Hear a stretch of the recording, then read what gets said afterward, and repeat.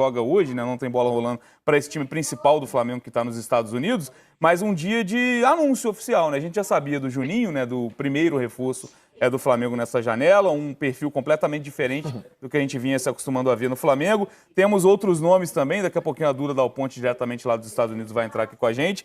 Oficializou, pelo menos agora, o Juninho, algo que a gente já vinha falando também, um reforço que a gente sabe que é pontual por conta da lesão do Pedro, né? O Pedro não começa jogando a temporada 2025.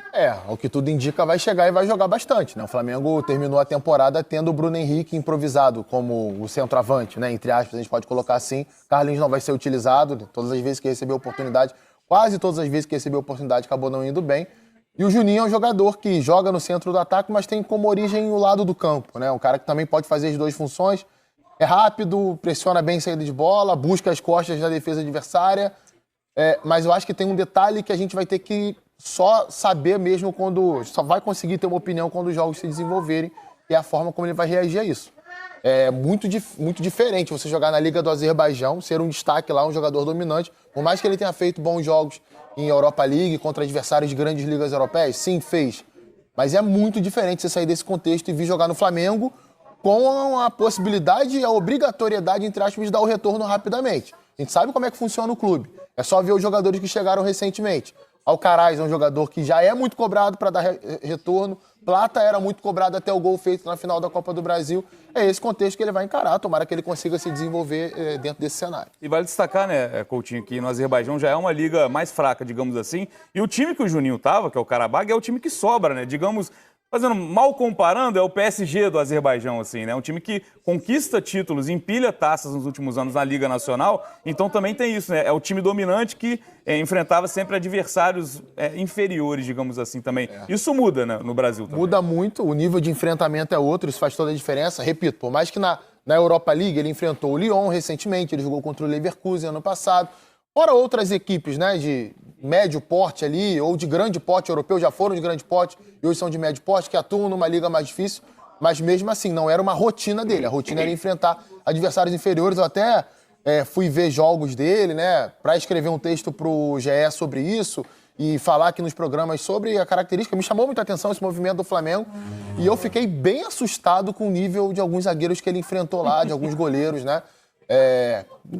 Muito jogador pesado, jogador assim, até um pouco, eu posso te dizer, cara, tentar escolher uma palavra aqui que não seja tão agressiva, mas inocente, acho que essa é a melhor palavra.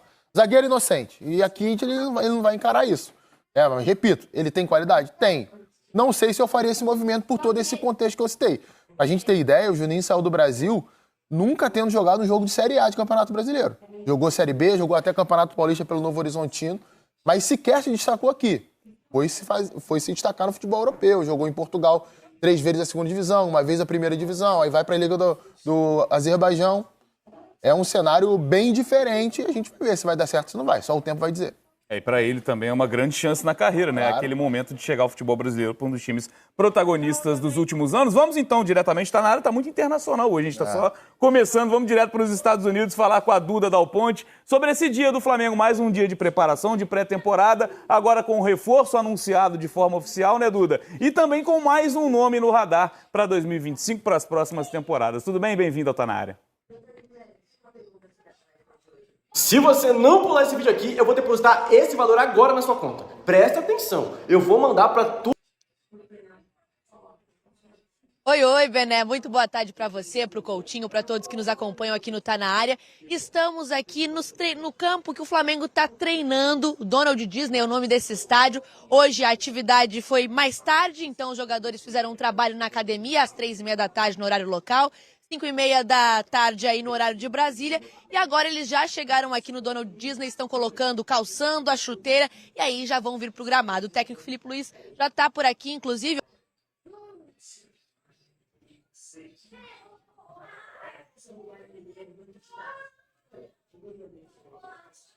Eu vou sair da câmera para mostrar para vocês, porque o técnico Filipe Luiz já está ali no campo conversando com o novo diretor de futebol, José Boto. Isso já virou praxe aqui, todas as vezes, todos os treinos, os dois desceram primeiro, ficaram conversando e aí só depois os jogadores começaram a descer também. Esse daí que passou na imagem é o Ivan Palanco, auxiliar técnico do Filipe Luiz. Ele tem dado bastante treino aqui, a gente tem visto ele muito participativo nos treinos aqui do Flamengo.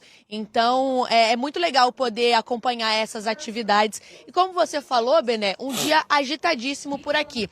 Porque a gente também teve a entrevista coletiva do Michael. Foi uma manhã mais tranquila para os jogadores do Flamengo, mas logo depois do almoço a gente teve a entrevista coletiva do Michael.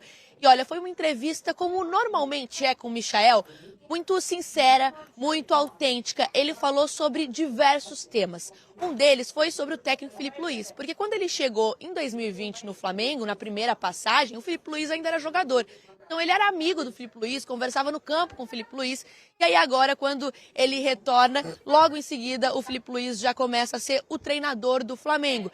Então aí o Misha fala bastante sobre como ele já sabia que esse seria o caminho natural, né? A gente lembra, o Michael trabalhou com Jorge Jesus em 2020 no Flamengo, também em 2023 e 2024 com o Jorge Jesus lá no Al Hilal. Então ele tem bastante essa referência, o Jorge Jesus é uma das referências do Filipe Luiz. Filipe não gosta muito de comparação, mas o Michael comparou e falou que os dois são muito parecidos, cada um tem seu jeito, mas os dois são muito parecidos na forma de querer ganhar. A diferença é que o Filipe Luiz é um pouquinho mais novo, vamos dizer assim. Michael também trouxe um tema importantíssimo na entrevista coletiva, que a gente vê cada vez mais jogadores falando sobre isso, que é a saúde mental. Então ele falou sobre terapia e o quanto a terapia ajudou ele a querer voltar a vencer. Ele teve uma depressão profunda e a terapia ajudou bastante, assim como as comissões técnicas dos clubes por onde ele passou. Vamos ouvir um pouquinho essa entrevista coletiva do Michael. Quando eu cheguei, eu sempre pego a bola, eu tento visar sempre um passo. O chute meu é o último plano. Eu nunca penso sempre em eu fazer gol. Eu não quero eu. Eu prefiro compartilhar com meus colegas, cada um faz um pouquinho. Se tiver que correr e tocar para o outro fazer gol, sem problema. Mas e uma das coisas que o Filipe também preza muito por isso, e eu já estava sendo acostumado também lá atrás com outros treinadores, é a equipe. Porque o que importa é a equipe. Não importa eu fazer gol, fulano fazer gol. O que importa é ganhar. Porque eu acho que se eu chutar, fizer um gol, mandar perder de 2, não tá bom. Agora, se eu pegar, tocar, correr para um parceiro meu, mas ele lá fazer o gol e ganhar de 1-0, já tá valendo. Mas o Filipe, ele quer sempre mais.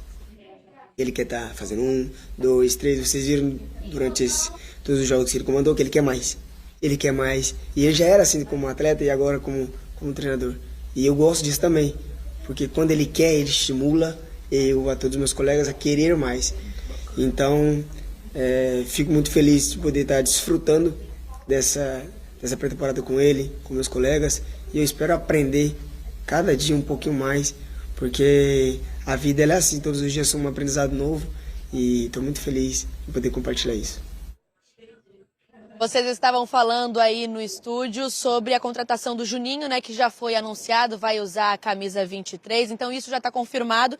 Enquanto isso, o Flamengo segue no mercado e o nome que surgiu hoje, né, que é o foco do Flamengo, é o Danilo da Juventus. Valeu, Duda. Muito obrigado pelas informações. Então, com esse adendo de que o Flamengo também conversa para contratar o Danilo, né, Coutinho? A gente sabe dessa necessidade por conta das saídas dos zagueiros, principalmente do Fabrício Bruno. Para você faz sentido pensar no Danilo como esse reforço para a defesa, para a zaga, né? Não necessariamente para a lateral? Para a zaga faz todo sentido. É um jogador que há alguns anos atua em futebol de maior nível, né, internacional, tendo passagem por várias equipes, né? O Danilo foi titular durante muitas temporadas em campeonatos difíceis, em Champions League, sendo campeão, sendo capitão, jogando pela seleção brasileira. É que aqui fica muito aquela sensação do Danilo nas Copas do Mundo, né, ou nos jogos pela seleção brasileira.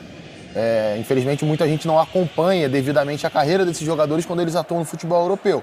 E não tem noção do tamanho que eles ganharam lá. Ninguém chega a ser capitão de uma Juventus à toa, né? E não é só por liderança em vestiário, não é só por facilidade de comunicação. É por ascendência aos jogadores também dentro de campo, aquilo que ele pode fazer dentro de campo. Se hoje ele não acrescenta mais tanto como lateral, como zagueiro, com certeza pode acrescentar bastante em saída de bola.